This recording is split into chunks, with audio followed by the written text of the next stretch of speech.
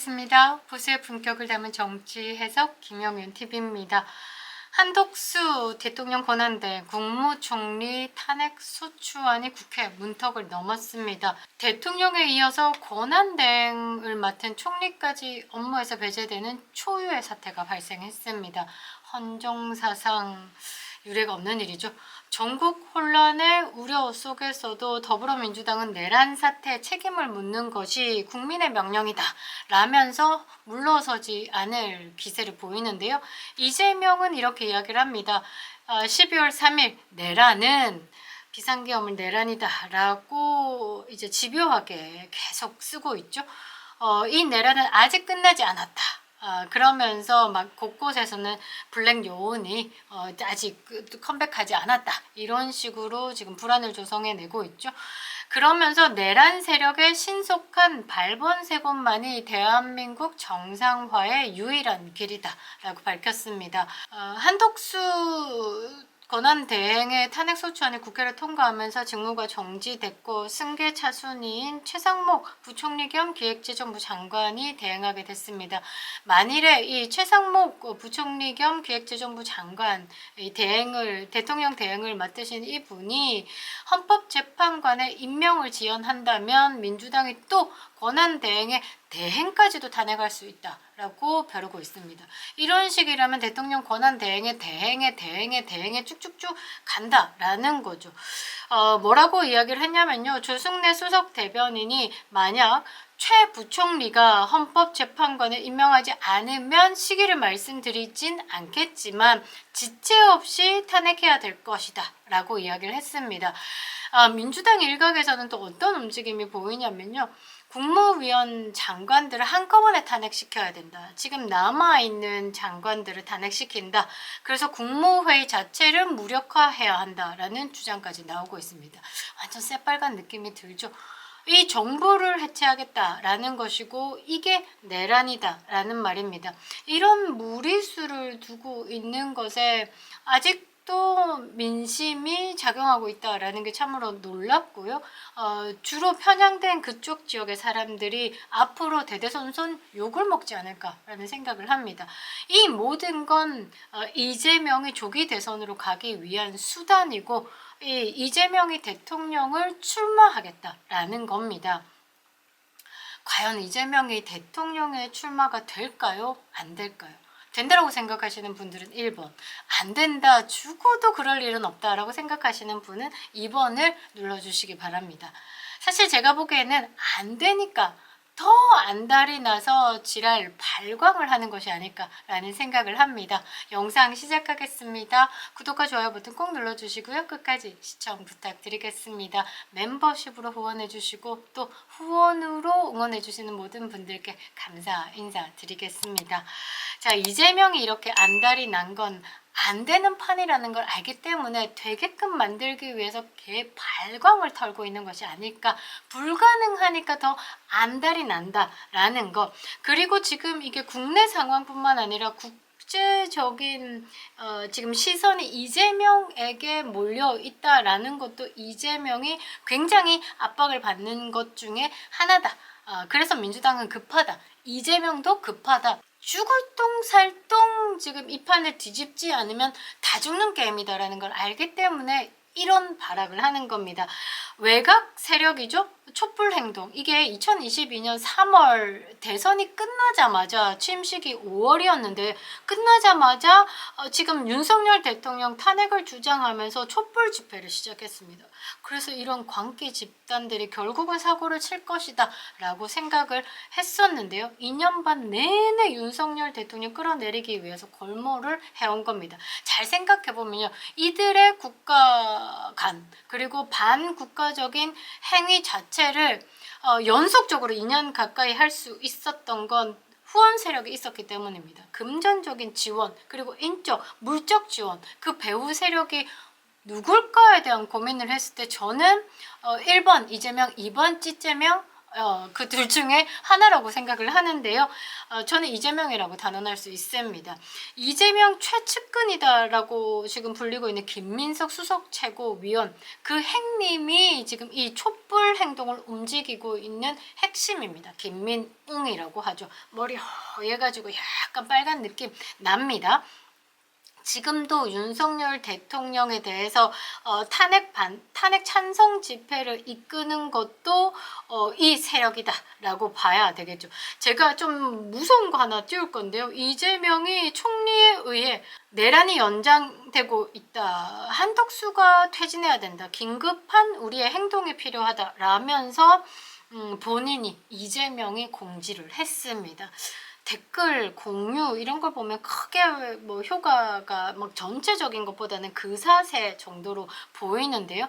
이런 세력들이 계속 이재명과 연대해 오면서 나라를 시끄럽게 하는 거죠. 이 김민석, 김민웅은 어찌 보면 무모한데 굉장히 용감한 인간들이라고 보면 되겠죠. 어찌됐든 민주당과 좌파 세력, 종북 좌파든 뭐든 어떤 세력, 경기 동북연합이든 어찌됐든 대한민국의 빨간 세력들은요. 첫 번째 목표가 국정 혼란입니다. 이 정부의 가장 약한 고리인 김건희 여사를 계속 공격해왔죠. 대선 전부터 이 김건희가 가장 약한 고리다라고 간파한 그 순간부터 김건희는 공격의 대상이었죠. 사실 김건희 여사 자체도 참 불가사의한 인물이기도 합니다.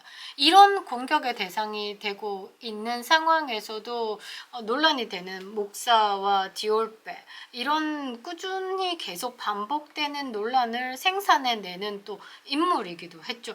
그래서 이 좌파들 선동에 능한 부분에 대해서 벗어나지 못하고 계속 그 안에서 김건희. 그래서 결국 윤석열 대통령의 비상계엄 전까지도 이 김건희 여사에 대한 거부 반응이 우파 진영에서도 꽤 많이 올랐다. 그러니까 스트레스 수치가 꽤나 올랐다라는 거. 윤석열 대통령 국정 운영에 있어서 김건희 여사의 방해 요소에 큰 점수가 매겨지기도 했었죠. 이 김건희 여사는 결국 이 악마화에 능한 이 좌파들의 선동에 당합니다. 도이치모터스 사건에 연루가 되었다. 그 100개에 넘는 계좌 중에 하나였다라는 이유로 아예 그냥 주가 조작범이다라고 완전 픽스가 된 겁니다. 이거는 이성윤이죠. 지금 더불어민주당 의원입니다. 그때 당시 서울중앙지검장이 후위를 도모하기 위해서 중앙지검장 시절에 수사를 마무리하지 않았습니다. 종결 처리를 하지 않았습니다. 그리고 윤석열 정부가 토스 받아서 이 사건의 종결 처리를 두고 굉장히 고심하게 만들었죠. 결국은 한동훈과 짬짬이가 되어 있는 이원석 검찰총장이 처리하지 않고 그 다음 이창수 서울중앙지검장에게 넘기면서 이제 고조에 이르게 했죠. 여전히 이 혐의 여부를 두고 좀 문제가 논란이 계속되는 것, 이것을 만들기 위해서 그렇게 결과적으로 보면 이 도이치모터스 사건은 윤석열 정부에 들어서도 계륵이었습니다. 어떻게 처리해도 논란거리가 될 게 뻔하다라는 거죠. 근데 이때 김건희 여사는 사실 정부가 시작되고 소리 없이 보이지 않게 내조하겠다라고 했음에도 불구하고 이 외부적인 활동, 그다음에 뭐 SNS 활동, 뭐 화보 이런 것들 때문에 계속 논란이 되기도 했었죠. 저는 이 사건들, 일련의 사건들을 쭉 보면서 윤석열 대통령께서 탄핵이 기각되고 돌아오셨다라고 할 때 그때의 윤석열의 지난 시절은 다 잊고 새로 다시 리라고 하죠. 다시 그리고 사람을 보는 선택하는 그리고 정책을 진행하는 부분에 대해서 남의 소리를 더 많이 듣는 것으로 조금 더 차분함이 필요하지 않을까. 남은 시간 동안에 윤석열 대통령의 성공한 정부의 완성 그리고 정권 재창출을 위해서는 완벽히 변화된 윤석열이 필요하다라는 겁니다. 암튼 윤석열 정부가 자초한 또 최악의 사태는 총선입니다. 황상무 발언도 있었고 해병대원 문제도 있었고 김건희 여사의 디올백도 있었고 겹겹이 겹쳤죠. 그런데 여기서 가장 큰 미스는 한동훈이었습니다. 한동훈이 총선을 진두지휘할 여당의 비대위원장으로 앉은 것 자체가 패착이었다라는 거죠.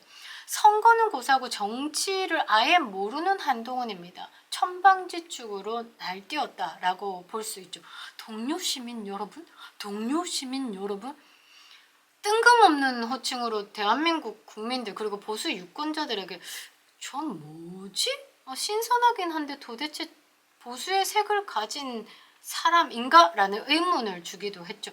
근데 한동훈 자체가요, 사실 압구정에 현대고등학교 나왔죠. 어찌 보면 삶 자체가 엘리트 코스를 밟아왔고 일반 시민과는 거의 거리가 먼 삶을 살았는데 갑자기 너무 가식적인 분위기로 동료 시민 여러분 하고 나타났다. 그러니까 거리감을 느낄 수밖에 없는 거죠.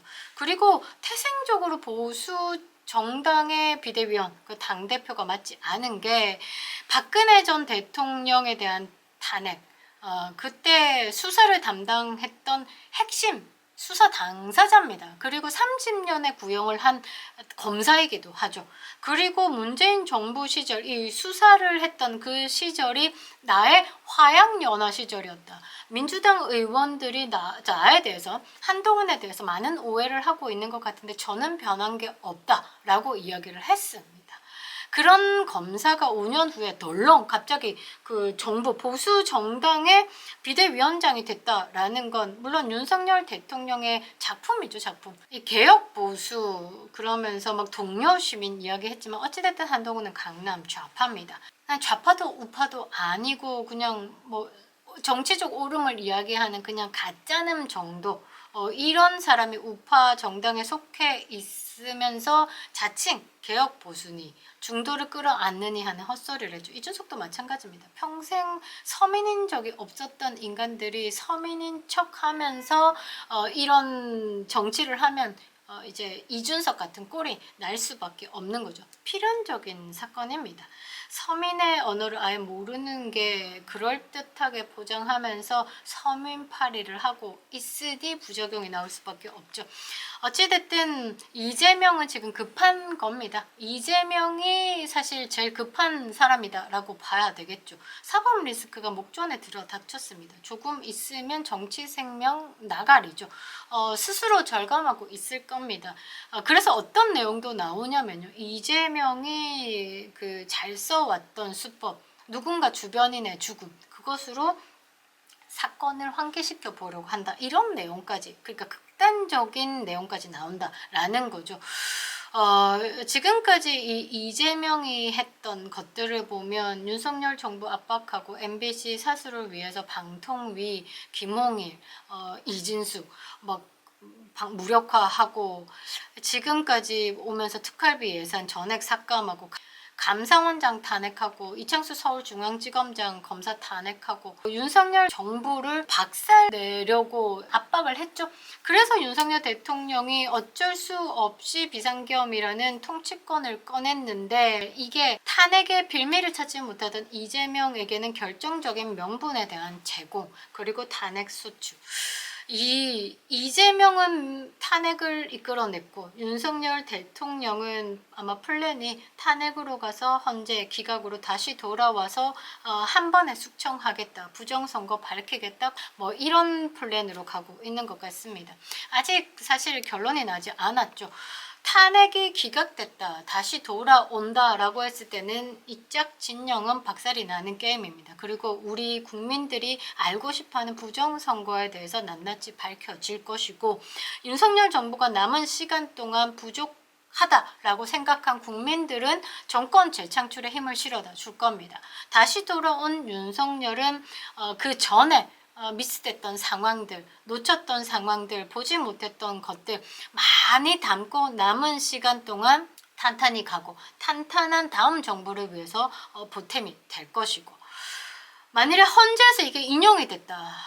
그러면 뭐 북한, 중국 아가리에 들어가는 상황에서 트럼프가 UN 대북 제재, 미국의 제재, EU의 대북 제재, 그다음에 뭐 영국의 대북 제재 다 걸어서 이제 서방국의 자유진영의 국가에서 이 이재명에 대한 대북 제재로 이제 국제 재판에 넘기겠죠. 그러면서 대한민국은 무정부 상태로 만들 것이고, 이거 생각하기 너무 싫을 건데요. 이 싸움의 끝은 시간이 결정해 줄 겁니다. 이재명이 이긴다면 윤석열 조기 탄핵, 윤석열이 이긴다면 이재명 깜빵각, 민주당 초전 박살. 이런 상황 둘 다 알고 있죠. 그래서 지금 본인들에게 유리하게 가기 위해서 많이 움직이고 있다. 법적으로 움직이고 있는 게 윤석열, 언론과 반칙으로 움직이고 있는 게 이재명.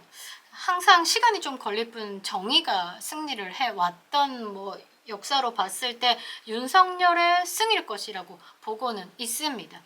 일단 그 점점 코너로 몰리고 있는 이재명이 재판 지연 전략이 조기에 드러나면서 공직선거법 항소심 시작됐습니다. 그리고 문영배를 통해서 서두르던 헌법재판소 6인 체제를 벗어나지 못해서 즉각 탄핵 심리에 착수했지만 언제 결론이 나게 될지는 알 수 없고 미궁 속으로 빠져들고 있죠. 한덕수 권한대행 탄핵했고 다음에 대해서도 탄핵하겠다.